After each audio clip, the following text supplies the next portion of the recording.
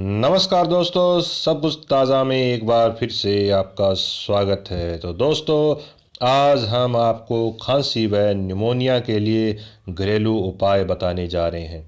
आजकल के मौसम और प्रदूषण के चलते हर दूसरे तीसरे इंसान के सांस से जुड़ी समस्याएं हो रही हैं। बच्चों में निमोनिया तो बड़ों में लंबे समय तक आने वाली खांसी।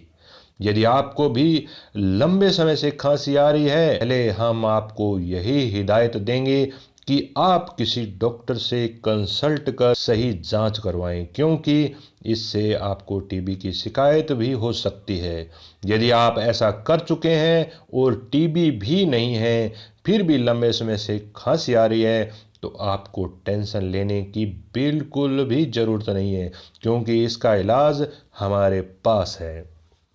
तो सबसे पहले, आप स्वास्थ्य लाभ पाना चाहते हैं तो हमारे चैनल को ज़रूर कर लें और इस वीडियो को लाइक भी कर दें। अब आते हैं आज के इस घरेलू उपाय पर। तो इसके लिए आपको 4 चीज़ों की ज़रूरत पड़ेगी। नंबर 1, 5 नग काली मिर्च। नंबर 2, 2 नग लौंग। नंबर 3, 3 ग्राम अदरक। नंबर 4, गाय का घी आवश्यकता अनुसार।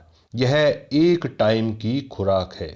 तो काली मिर्च, लौंग व अदरक को कूटकर इसकी पेस्ट बना लें। अब इसे गाय के थोड़े से घी में अच्छी तरह भून लें। समझो आपकी दवाई तैयार है।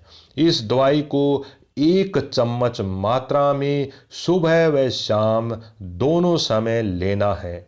खाना खाने के बाद या पहले कभी भी ले सकते हैं। इसको गुनगुने पानी के साथ ही लें।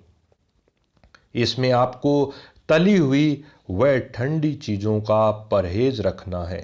सामान्य खांसी या निमोनिया 4-5 दिन में ठीक हो जाएगा और 15 दिन सेवन करने से 20 साल पुरानी खांसी दूर हो जाएगी।